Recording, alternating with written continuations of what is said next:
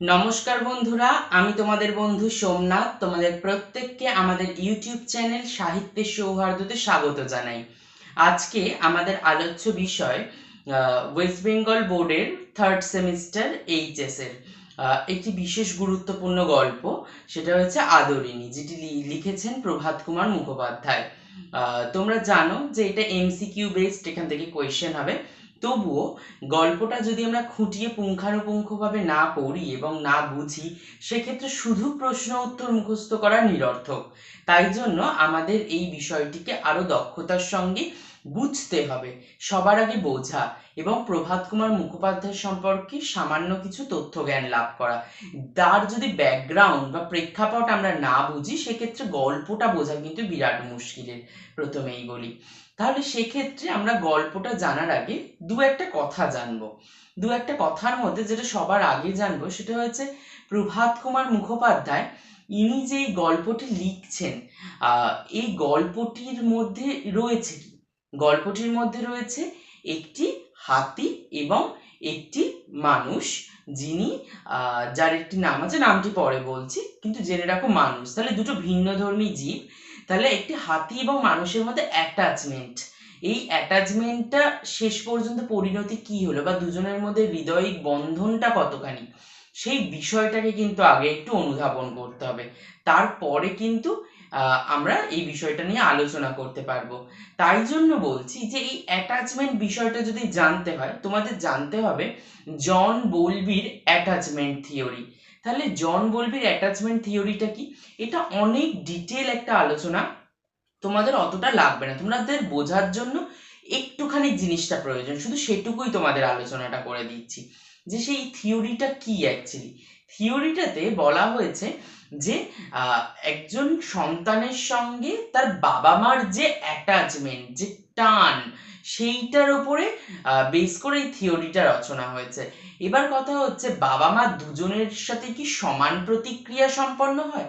না, মায়েদের সাথে কিন্তু সন্তানের অ্যাটাচমেন্টটা একটু বেশি হয়, যেহেতু সেখানে একটা নারীর টান ক্রিয়া করে। যাই হোক, তবুও বাবা বাবা জায়গায় শ্রেষ্ঠ, মা মায়ের জায়গায় শ্রেষ্ঠ, দুজনের মধ্যেই কিন্তু অ্যাটাচমেন্ট রয়েছে। আমরা ওখানে কম বেশি ভাগটা সেটা আরো মানে পুঙ্খানুপুঙ্খ আলোচনায় যায়, কিন্তু এই সন্তানের সঙ্গে মায়ের যে আলোচনা, এই টান, সেইটার উপরে বেস করে এই থিওরিটা মূলত রচনা হয়েছে। আর একটা জিনিস বলে রাখি, ধরো কারোর বাবা মা নেই, সে ধরো দিদা ঠাকুমা এদের কাছে মানুষ হচ্ছে, তাহলে ছোট থেকে কিন্তু সেই অ্যাটাচমেন্টটা ক্রিয়া করছে না। মায়ের জন্য বড় হয়ে মন খারাপ করবে যখন তার বুদ্ধি হবে যে আর পাঁচটা মানুষের মা রয়েছে, বাবা রয়েছে, আমার নেই। এই কষ্ট তাকে ভুগতে হবে, কিন্তু অ্যাটাচমেন্টটা থাকবে কার সাথে বেশি? থাকবে সেই ঠাকুমা কিংবা দিদা, দাদু, ঠাকুর দাদা, যাদের কাছে সে ছোট থেকে বড় হয়েছে, মানুষ হয়েছে, তাদের প্রতি অ্যাটাচমেন্টটা বেশি ক্রিয়া করবে, তাই তো? তাহলে এই জিনিসটা বুঝতে হবে যে এই আদরিণী গল্পে কিন্তু সেই অ্যাটাচমেন্টের কথা রয়েছে। তাহলে এখানের অ্যাটাচমেন্টটা একটু অন্য রকমের। এখানে কিন্তু মানুষের সঙ্গে মানুষের অ্যাটাচমেন্ট নয়, এখানের অ্যাটাচমেন্ট হচ্ছে একটা পশুর সঙ্গে একটা মানুষের অ্যাটাচমেন্ট। এইটা কিন্তু আগে তোমাদের মাথায় রাখতে হবে। এবার বলি, এই প্রভাত কুমার মুখোপাধ্যায়কে বলা হয় মপ্পাসা। মপ্পাসা হচ্ছেন পাশ্চাত্যের একজন রাইটার। তাহলে তার সঙ্গে ওনার তুলনামূলক আলোচনা করছেন কেন? না, উনিও জাগতিক বিষয়ের মধ্যে থেকেই, মানুষের মধ্যে থেকেও প্রকৃতি, গাছপালা, নদ নদী, পশু পাখি, এদের প্রতি একটা বিরাট আকর্ষণ বোধ করেছিলেন, তাদের প্রতি ভালোবাসা, হৃদয়ের মানে অপ্রাপ্তিজনিত যে চাহিদা, সেই প্রকৃতি থেকে পেয়েছে, যেটা মানুষের মধ্যে থেকে তিনি পূর্ণতা লাভ করতে অসমর্থ হয়েছেন। সেই মানুষগুলির কাছে কিন্তু নিজের জীবনকে তুলে ধরার এক অপাংতেয় দৃষ্টিভঙ্গি কিন্তু তিনি রাখতে পেরেছেন। এটাই হচ্ছে মপ্পাসার একটা গুরুত্বপূর্ণ দিক, যে কারণে বাংলার বা বাংলা সাহিত্যের মপ্পাসা যদি কাউকে বলা হয়ে থাকে, সেটা প্রভাত কুমার মুখোপাধ্যায়কে।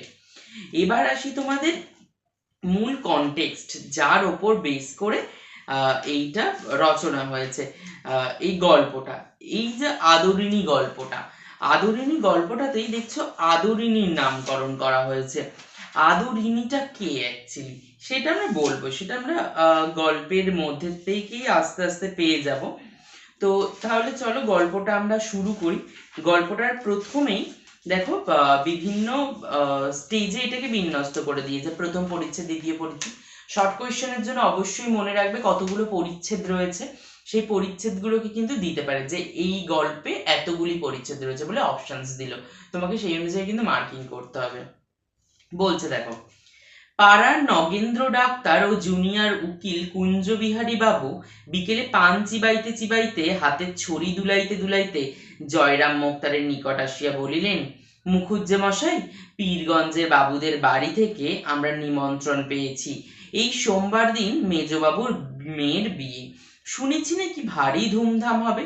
বেনারস থেকে বাই আসছে, কলকাতা থেকে খ্যামটা আসছে।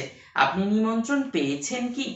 এখানে কয়েকটা ক্যারেক্টার বলে দিয়েছে। প্রথমে দেখো, পাড়ার নগেন ডাক্তার, তাহলে পাড়ায় যিনি ডাক্তার রয়েছেন তার নাম কি? নগেন। জুনিয়র উকিল কুঞ্জবিহারী বাবু, তাহলে জুনিয়র উকিলের নাম কি? কুঞ্জবিহারী বাবু। তারা পান চিবাইতে চিবাইতে কাদের বাড়ি আসছে? মোক্তারের বাড়ি আসছে। মোক্তারের নাম কি? জয়রাম মোক্তার, যিনি এই গল্পের কেন্দ্রবিন্দুতে রয়েছেন, এটা মনে রেখো। এই নামগুলো এবং তাদের পেশাগুলো মনে রেখো, তাহলে এই পেশার সঙ্গে রিলেটেড নামগুলোকে কিন্তু জিজ্ঞাসা করতে পারে।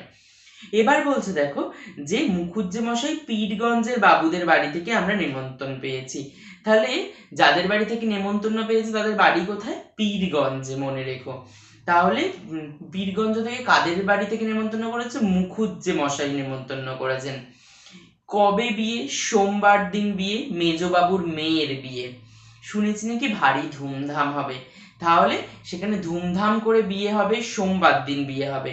আর বেনারস থেকে বাই আসছে, তাহলে বাই কোথা থেকে আসছে? বেনারস থেকে আসছে, কলকাতা থেকে খ্যামটা আসছে। আর সেখানে দাঁড়িয়ে তাকে জিজ্ঞাসা করতে এসছে যে আমরা তো সবাই আমন্ত্রিত, আপনিও কি যাবেন? আপনাকেও কি নিমন্ত্রণ করা হয়েছে? তাহলে দেখো, একটা প্যারাগ্রাফ থেকে প্রত্যেকটা লাইন থেকে কিন্তু একটা করে আমরা ইনফরমেশন পাচ্ছি, যেটার উপর বেস করে আমরা এমসিকিউ সলভ করতে পারবো। এটা আমি একটা প্যারা তোমাদেরকে দেখিয়ে দিলাম। তোমরা যদি চাও যে এই রকম লাইন ধরে ধরে আমি কোয়েশ্চেন রেডি করে তোমাদের সামনে প্রেজেন্ট করি, তোমরা অবশ্যই কিন্তু কমেন্ট সেকশনে সেটা জানিও যে তোমাদের এই চ্যাপ্টার থেকে কোনো রকম কোয়েশ্চেন আনসারের প্রয়োজন আছে কিনা। যদি থাকে, অতি অবশ্যই কিন্তু আমরা সেটা তোমাদের কাছে প্রেজেন্ট করব। তাতে কিন্তু তোমাদেরই অনেকটা সুবিধা হবে বলে আমার মনে হয়।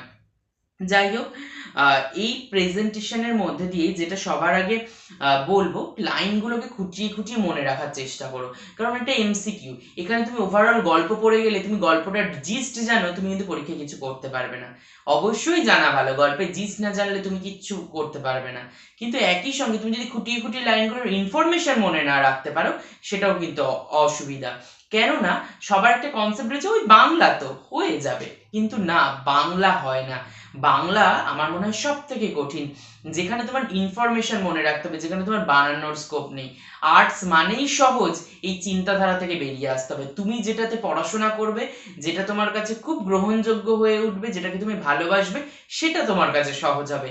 যেটাকে তুমি ভয় পেয়ে দূরে ঠেলে দেবে, সেটা কোনোদিনও সহজ হতে পারে না, সেটা বরং আরো কঠিন থেকে কঠিনতর হয়ে যায়, এটা আমার বিশ্বাস। বাকিটা তোমাদের হাতে। তাহলে একটা প্যারা বুঝিয়ে দিলাম কিভাবে পড়তে হবে, বাকিটা নিজেরা রেডি করো। আর প্রয়োজন হলে অবশ্যই আমি তো রইলাম, আমার জন্য কিন্তু কমেন্ট সেকশনে দরজা খোলা রইল, অবশ্যই সেখানে জানিয়ে যেও। এবার আসি দ্বিতীয় প্যারাতে। কি বলছে? মোক্তার মহাশয় তাহার বৈঠকখানার বারান্দা বেঞ্চিতে বসিয়া হুঁকা নামাইয়া ধরিয়া একটু উত্তেজিত স্বরে বলিলেন, কি রকম? আমি নিমন্ত্রণ পাবো না? কি রকম? জানো, আমি আজ 20 বছর ধরে তাদের এস্টেটের বাঁধা মোক্তার, আমাকে বাদ দিয়ে তারা তোমাদের নিমন্ত্রণ করবে, এইটা কি সম্ভব মনে করো? তাহলে তিনিও একটুখানি রেগে গেলেন। রেগে গিয়ে বলছেন যে তোমাদেরই খালি যে নিমন্ত্রণ করেছে এমনটা তো নয়, আমি তাদের বাঁধা মোক্তার, আজ এত বছর ধরে কাজ করছি, আমাকে ছাড়া তারা তাদের কোনো অনুষ্ঠান করবে, এটা হতে পারে? তোমরা ভাবলে কি করে এটা? একটু বেশ রেগে মেগেই কথাটা বললেন। জয়রাম মুখুজ্জেকে ইহারা বেশ চিনিতেন, সকলেই চিনি। অতি অল্প কারণে তাহার তীব্র অভিমান উপস্থিত হয়, অথচ হৃদয়খানি স্নেহে বন্ধু বাৎসল্যে কুমকুমের মতো। কেবল ইহা যে তাহার সঙ্গে কোনো কিছু দিনও ব্যবহার করিয়াছে সেই জানিয়াছে। উকিলবাবু তাড়াতাড়ি বললেন, না না, সে কথা নয়, সে কথা নয়। আপনি রাগ করলেন মুখুজ্জে মশাই, আমরা কি সেভাবে বলেছি? এই জেলার মধ্যে এমন কে বিষয়ী লোক আছে যে আপনার কাছে উপকৃত নয়, আপনার খাতির না করে? আপনারে আমারে জিজ্ঞাসা করবার তাৎপর্য এই ছিল যে আপনি সেদিন পীরগঞ্জে যাবেন কি? তাহলে তিনি, যেই তারা বলেছে যে আপনাকে কি নেমন্তন্ন করেছে, তাদের উদ্দেশ্য ছিল কি যে যদি তাকে নেমন্তন্ন করে একত্র সবাই একসঙ্গে যাবে। কিন্তু জয়রাম মুখুজ্জে এই কি বলে, জয়রাম মুখুজ্জে বুঝলেন উল্টো। তিনি কি বুঝলেন? তিনি বুঝলেন যে তাকে নেমন্তন্ন করেনি, এমন ভাবেই যেন তাকে প্রতিপন্ন করছে তারা। তাই জন্য তার মনে কিছুটা ক্ষোভের উদ্রেক হলো, কিছুটা সে রাগ করলেন, অভিমান করলেন। কিন্তু তার মনটা কিন্তু কোমল নিষ্পাপ শিশুর মতো, সেখানে কুমকুমের মতো। কুমকুম মানে জানো তোমরা, মেয়েরা যে কপালে টিপ পরে, সফট লাইট এবং অ্যাট্রাক্টেড হয়, মানুষকে ভীষণভাবে আকর্ষণ করে, সেই বিষয়টা। তিনি তেমনই মানুষ যিনি মানুষের কাছে ভীষণভাবে গ্রহণযোগ্যতা পায়। তাই বলছে তিনি তেমনই একটা কথা বললেন যে কিভাবে তিনি এই কথাগুলো জিজ্ঞাসা করতে পারলেন। এনারা তখন বললেন যে আমরা তো সেই অর্থে জিজ্ঞাসা করিনি, আপনি কি রাগ করছেন? মুখোপাধ্যায় তখন নরম হলো, যে যখনই শুনলো তিনি এটা বলতে রাজি নন, তখনই কিন্তু তিনি একটু নরম হলেন। বললেন কি, মুখোপাধ্যায় নরম হইলেন, বললেন ভায়ারা বসো বলিয়া সম্মুখস্থ আর একখানি বেঞ্চ দেখাইয়া দিলেন। উভয়ে উপবেশন করিয়া বলিলেন, পীরগঞ্জে গিয়ে নিমন্ত্রণ রক্ষা করা আমার পক্ষে একটু কঠিনই বটে। সোম-মঙ্গল দুটো দিন কাছারি কামাই হয়, অথচ না গেলে তারা ভারী মনে দুঃখিত হবে। তোমরা যাচ্ছ?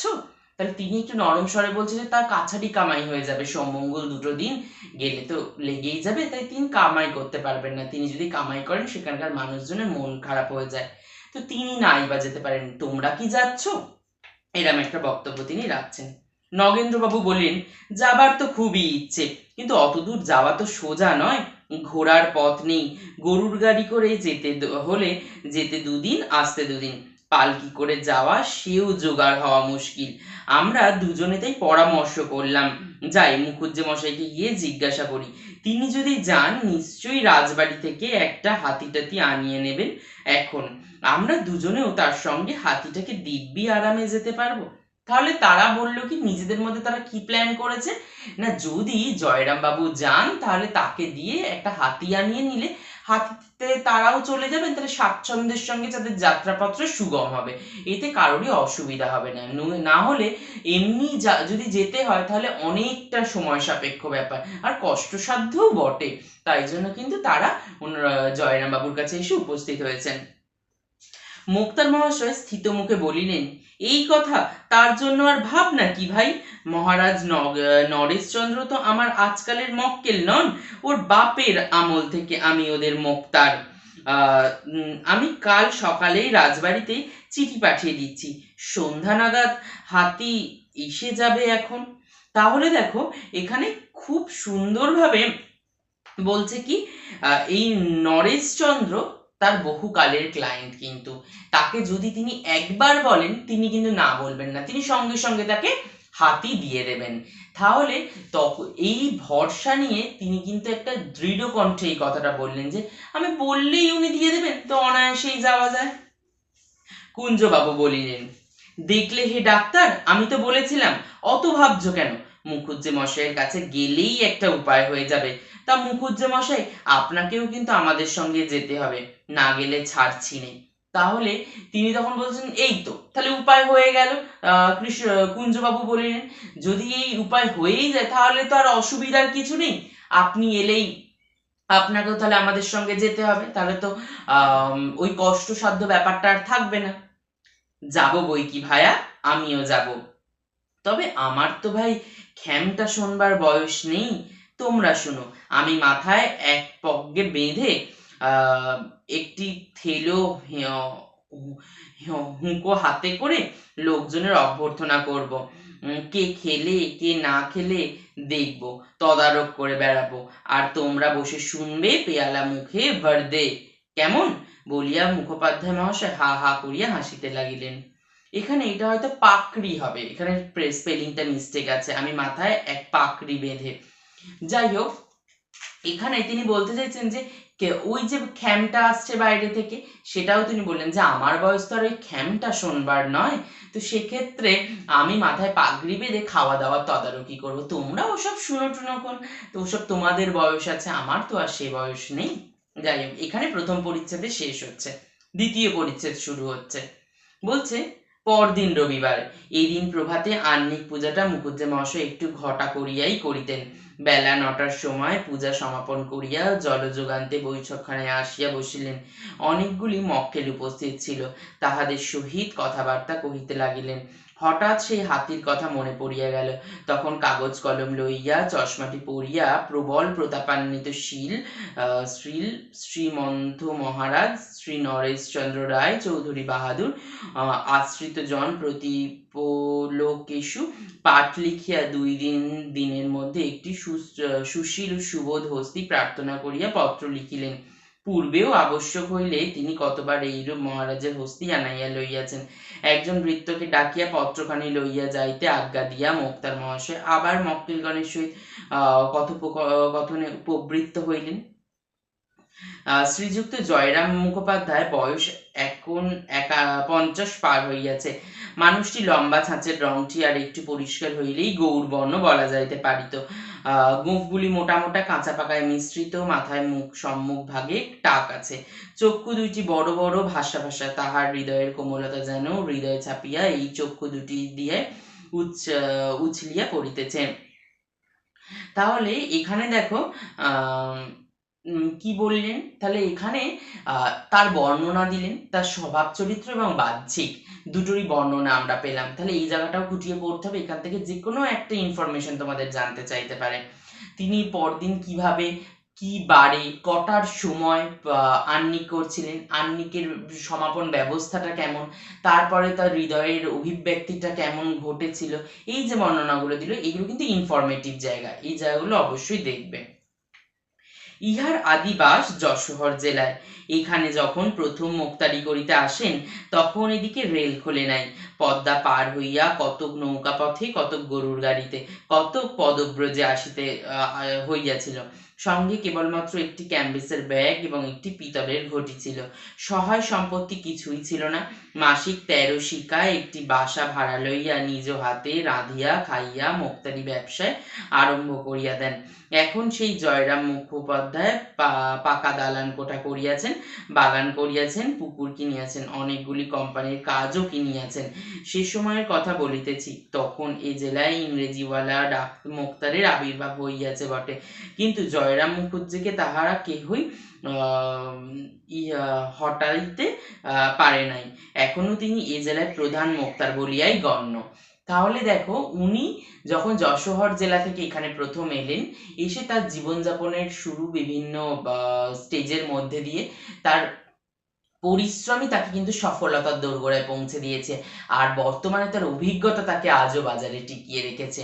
তাহলে একটা জিনিস এখান থেকে আমরা শিখতে পারলাম, প্রথম জীবনে প্রচুর পরিশ্রম করতে হয়। যদি তুমি পরিশ্রমী হও, তাহলে তুমি তোমার জীবনের সঠিক পথটা সঠিকভাবে বেছে নিতে পারবে, তোমার জীবনটা কিন্তু সেইভাবেই মসৃণ হবে এবং জীবনটা অনেক স্বাচ্ছন্দ্যের সঙ্গে বয়ে যাবে। কিন্তু পরবর্তী জীবনে আর পরিশ্রম করবার মতো সামর্থ্য বা শরীরের কাঠিন্য কোনোটাই থাকে না। তখন থাকে অভিজ্ঞতা। সেই অভিজ্ঞতাটা তুমি কাজের মধ্যে দিয়ে যতটা দৃঢ়ভাবে সঞ্চয় করতে পারবে, তুমি বাজারে ততখানি টিকে থাকতে পারবে, এটা মনে রেখো। তাই বলছি, তখনও তিনি জেলায় প্রধান মোক্তার বলিয়াই গণ্য। তাহলে বাজারে অনেকে চলে এসছে, কিন্তু ওনার জায়গাটা কেউ নিতে পারেনি। মুখোপাধ্যায় মহাশয়ের হৃদয়খানি অত্যন্ত কোমল ও স্নেহপ্রবণ হইলেও মেজাজটা কিন্তু রুক্ষ। যৌবনকালে ইনি রীতিমতো বদরাগী ছিলেন। এখন রক্ত অনেকটা ঠান্ডা হইয়া আসিয়াছে। সেকালে হাকিমেরা একটু অবিচার অত্যাচার করিলে মুখুজ্জে মহাশয় রাগিয়া চেঁচিয়া অনর্থ পাক করিয়া তুলিতেন। একদিন এজলাসে এক ডেপুটির সহিত তাহার বিলক্ষণ বচসা হইয়া যায়। বিকেলে বাড়ি আসিয়া দেখিলেন তাহার মঙ্গলা গায়ে একটি এঁড়ে বাছুর প্রসব করিয়াছে। তখন তার আদর করিয়া উক্ত ডেপুটি বাবুর নামে বাছুরটির নামকরণ করিলেন। তাহলে দেখো, তিনি একটা তার চারিত্রিক বৈশিষ্ট্য বলছে যে তিনি জীবনে এমন ভাবে কাটিয়েছেন, তার হৃদয়টা কোমল কান্তি, এত নরম স্বভাবের মানুষ আর দেখা যায় না, কিন্তু তার মেজাজ একেবারে বদরাগী। তিনি কোনো রকম এদিক ওদিক কিছু হলেই সহ্য করতে পারেন না, তিনি অনর্থ করে তোলেন। একদিন এজলাসের ডেপুটির সঙ্গে তার একটু বচসা হয়েছিল, এতটাই তিনি তার প্রতি রেগে গিয়েছিলেন, বাড়িতে এসে দেখলেন তার একটা বাচ্চা গরুর জন্ম হয়েছে। সেই গরুটার তখন নাম কি দিয়ে দিলেন তিনি, সেই বাছুরটার নাম কি দিয়ে দিলেন, সেই ডেপুটিটার নামে নামকরণ করে দিলেন বাছুরটার। তাহলে দেখো তিনি এতটাই রাগী যে বাড়ি এসে তার বাছুরটার নামে কিন্তু একটা মানুষের নামকরণ করে দিতে দুবারও ভাবলেন না যে সেই মানুষটার কানে কথাটা গেলে তিনি কি ভাববেন। এইসব ভাবার কিন্তু কোনো সেন্স সিনারিও নেই এখানে। কেন না, তিনি মনে করেছেন তিনি খারাপ করেছেন, আর তার জন্য যদি কিছু জবাব দিতে হয় এটা তার উপযুক্ত জবাব। এইভাবে কিন্তু জিনিসটা তিনি প্রতিপন্ন করেছেন। তারপরে বলছে, ডেপুটি বাবু লোক পরম্পরায় ক্রমে এই কথা শুনিয়াছিলেন এবং বলা বাহুল্য নিতান্ত প্রীতি লাভ করেন নাই। আর একবার এক ডেপুটির সম্মুখে মুখুজ্জে মহাশয় আইনের তর্ক করিতেছিলেন, কিন্তু হাকিম কিছুতেই ইহার কথায় সায় দিতেছিলেন না। অবশেষে রাগের মাথায় জয়রাম বলিয়া বসিলেন, আমার স্ত্রীর যতটুকু আইন জ্ঞান আছে হুজুরের তাও নেই দেখছি। তাহলে আর একবার ডেপুটির সামনেই কিন্তু তার একবার আবার বচসা লেগেছিল। তখন তিনি তাকে মুখের ওপরে বলে দিয়েছিলেন, আমার স্ত্রীর যতটুকু আইন জ্ঞান রয়েছে আপনার সেটুকুও নেই। তাহলে এই কথাটা কতটা মারাত্মক লেভেলের বলতে পারছো, একটা অফিসিয়াল পারপাসে তাকে অপমানজনক যতই হোক, তার পথটা অনেকটা উচ্চ স্তরের, সেই উচ্চ স্তরের মানুষের সাথে কি এইভাবে কথা বলা যায়? যায় না। কিন্তু তিনি হঠাৎ এইভাবে বলে ফেললেন, সেদিক থেকে তিনি একবারও বিড়ম্বনার মুখে পড়লেন না। সেদিন আদালত অবমাননার জন্য মোক্তার মহাশয়কে 5 টাকা জরিমানা হইয়াছিল। যে তিনি কেন এমনটা বললেন তার জন্য তাকে 5 টাকা জরিমানা অবধি করে দিয়েছিল। এই আদেশের বিরুদ্ধে তিনি হাইকোর্ট অবধি লড়াই করিয়াছিলেন। সর্বশুদ্ধ 1700 টাকা ব্যয় করিয়া এই 5টি টাকা জরিমানার হুকুম রহিত করিয়াছিলেন। তাহলে দেখো ব্যাপারটা, তিনি কি বলছেন যে সর্বশুদ্ধ 1700 টাকা তাকে ব্যয় করতে হয়েছিল হাইকোর্টে এই খারিজ করবার জন্য যে তিনি 5 টাকা জরিমানা করেছেন। তাহলে 5 টাকার জন্য 1700 টাকা খরচ করতে ভুললো না, কিন্তু নিজে যে ভুল বলেনি সেটা প্রতিপন্ন করার জন্য এতগুলো টাকা, সময়, মানে সবকিছু ব্যয় করে দিলেন, কিন্তু নিজেকে সঠিক প্রমাণ করানোর জন্য যে আমি যেটা করেছি সেটাই ঠিক, নিজের এক জায়গায় এক বিন্দু আমি একটা জায়গা ছাড়বো না, এরকম একটা মেন্টালিটি নিয়ে কিন্তু তিনি এই দৃঢ় সংকল্পবদ্ধ হলেন। বলছে দেখো, মুখোপাধ্যায় যেমন অনেক টাকা উপার্জন করিতেন তেমনি তাহার ব্যয়ও যথেষ্ট ছিল। তিনি অকাতরে অন্নদান করিতেন। অত্যাচারিত উৎপীড়িত গরিব লোকের মোকদ্দমা তিনি কত সময় বিনা ফিজে, এমনকি নিজে অর্থ ব্যয় পর্যন্ত করিয়া চালাইয়া দিয়াছেন। তাহলে দেখো কতটা ভালো হৃদয়ের মানুষ, যে তিনি প্রচুর টাকা ইনকাম করতেন ঠিকই, কিন্তু বলে না প্রচুর টাকা থাকলেই যে তোমার মন থাকবে এমনও কিন্তু কোনো কথা নেই। আমার টাকা থাকতেই পারে, আমি তোমায় দেবো কেন, তোমায় দেওয়ার জন্য কিন্তু আমার মন থাকতে হবে, এটা বুঝতে হবে। তো এই জায়গাটা কিন্তু সেই রকমই, যে অর্থ ব্যয় পর্যন্ত করিয়া চালাইয়া দিয়েছেন। এই যে মেন্টালিটিটা, যে তিনি তার কাছে টাকা নেই কিন্তু তাকে তিনি সাহায্য করবেন কিভাবে, নিজের থেকে তাকে টাকা দিয়ে দিচ্ছে, দিয়ে তার মোকদ্দমা চালিয়ে দিচ্ছে, যে তার প্রয়োজন তিনি বিনা ফিজে কাজ করে দিচ্ছেন, কোনো টাকা নিচ্ছেন না। কেন না, তারা গরিব, দুস্থ, উৎপীড়িত, লাঞ্ছিত, বঞ্চিত সেই মানুষগুলোর পাশে দাঁড়িয়েছেন। তাহলে একদিকে তার কিন্তু সমাজসেবক মনোভাবটাও ফুটে উঠছে।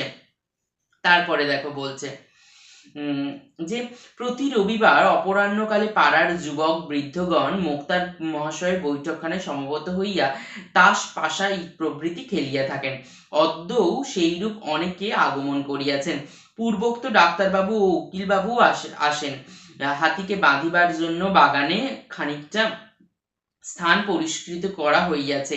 হাতি রাত্রে খাইবে বলিয়া বড় বড় পাতাশুদ্ধ কয়েকটা কলা গাছ ও অন্যান্য বৃক্ষ ডাল কাটাইয়া রাখা হইতেছে। মোক্তার মহাশয় সে বিষয়ে তদারক করিতেছেন। মাঝে মাঝে বৈঠকখানায় আসিয়া কোনো ব্রাহ্মণের হাত হইতে হুঁকাটি লইয়া দাঁড়াইয়া দাঁড়াইয়া 2-4 টান দিয়া আবার বাহির হইয়া যাইতেছেন।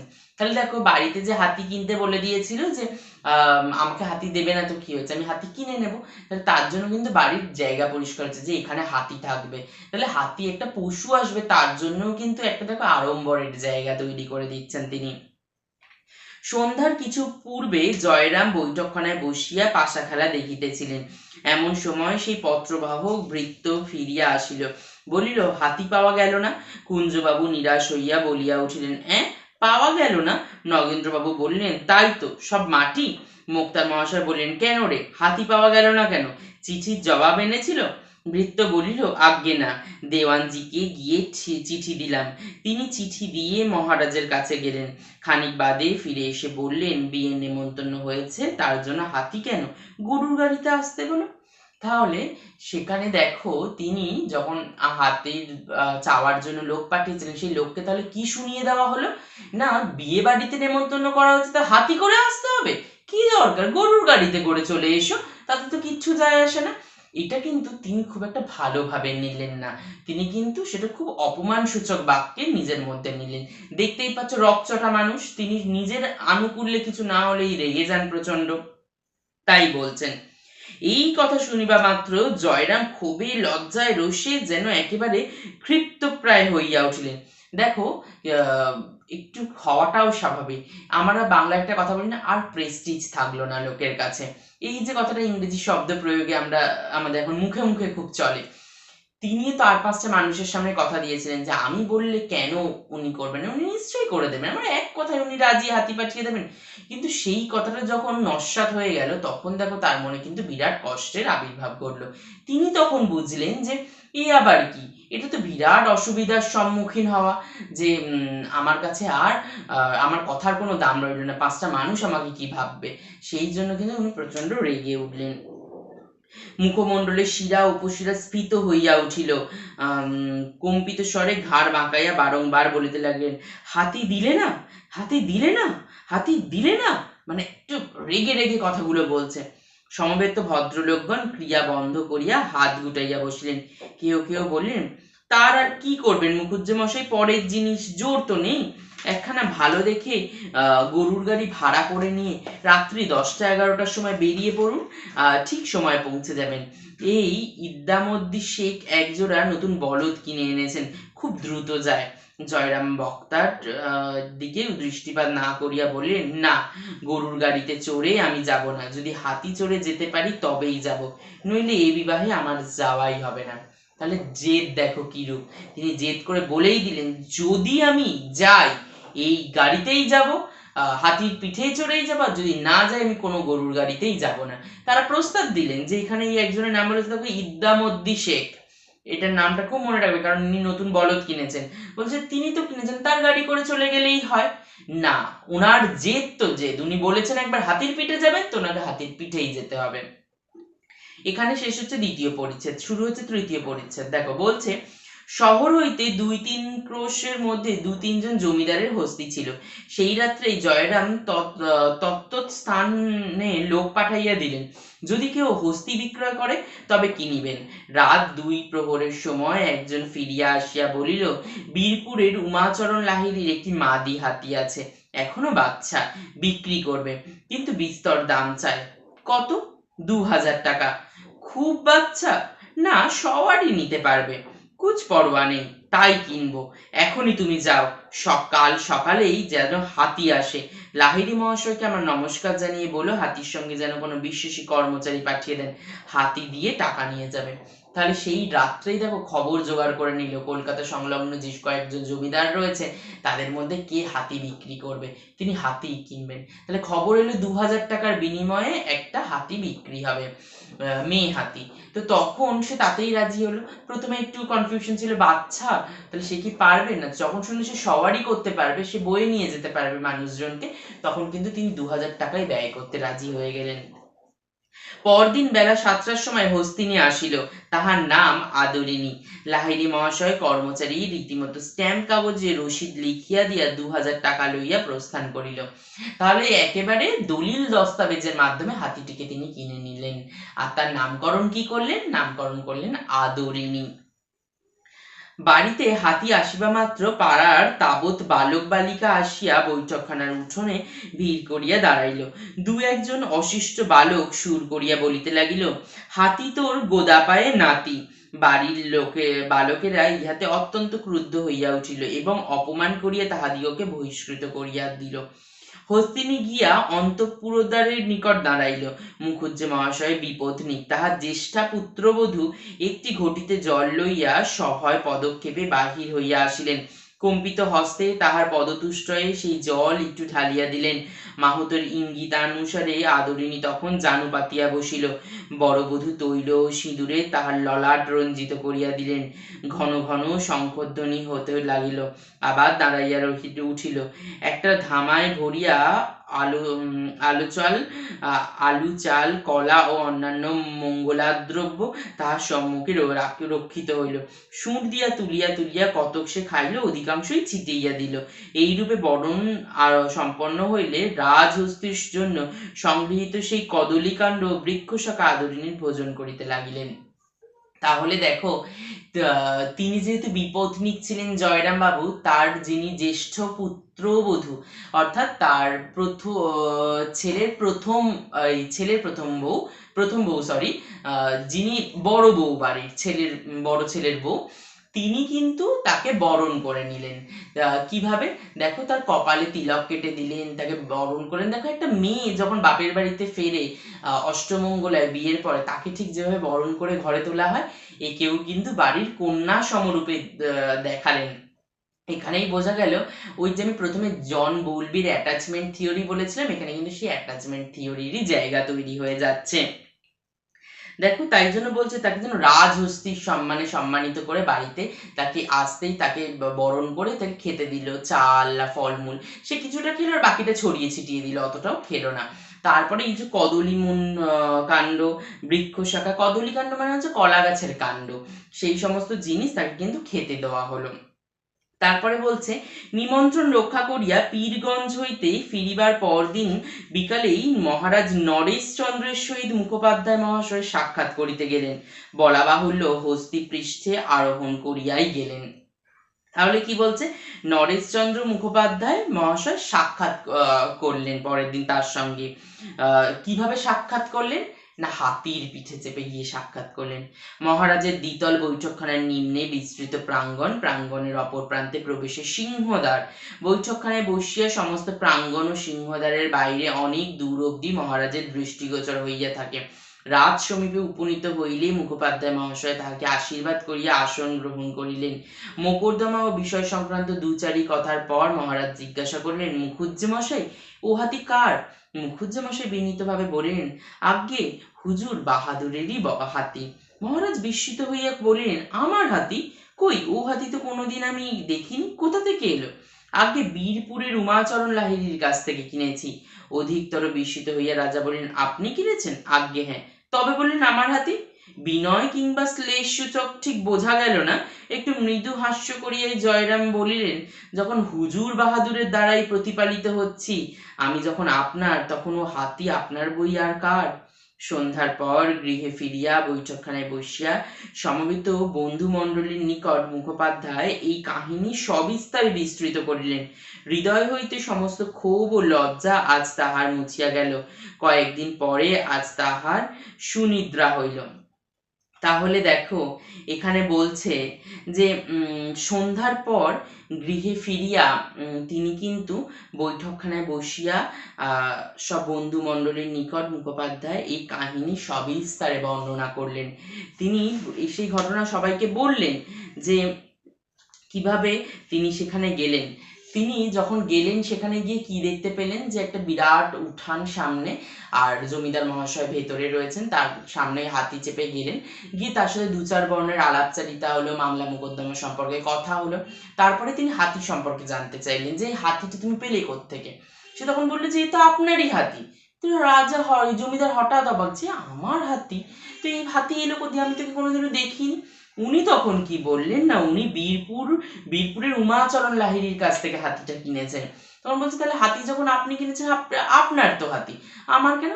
তখনই দেখো, উনি নম্রভাবে কি শ্লেষসূচক ব্যঙ্গাত্মক ভাবে বলছেন সেটা বোঝা গেল না, কিন্তু এর মধ্যে দিয়ে তিনি নিজেরই ব্যক্তিগত চরিত্রেরই প্রকাশ করলেন। তিনি কিন্তু একটি আঙ্গিকেই বুঝিয়ে দিলেন যে তুমি এটা কি করতে চাইছো অ্যাকচুয়ালি।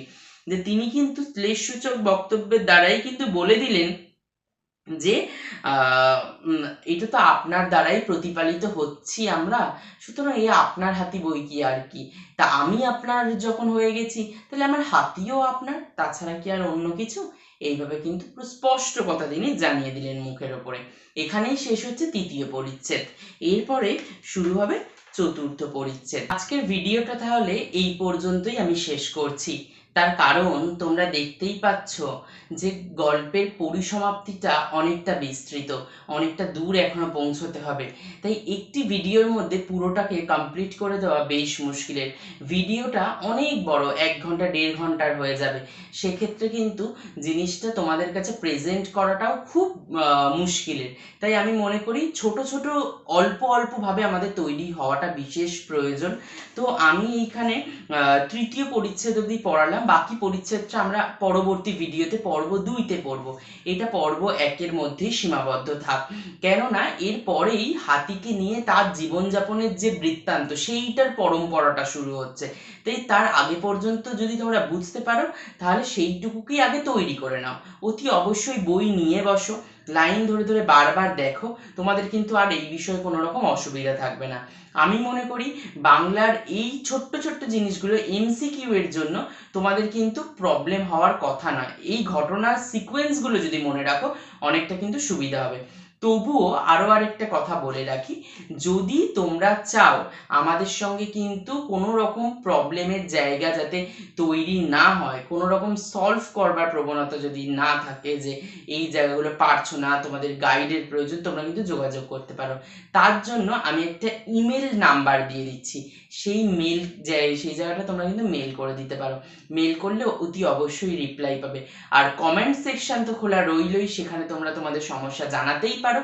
আর এই বিষয়ক আর কি কি ভিডিও তোমরা চাও কমেন্ট সেকশনে জানিও।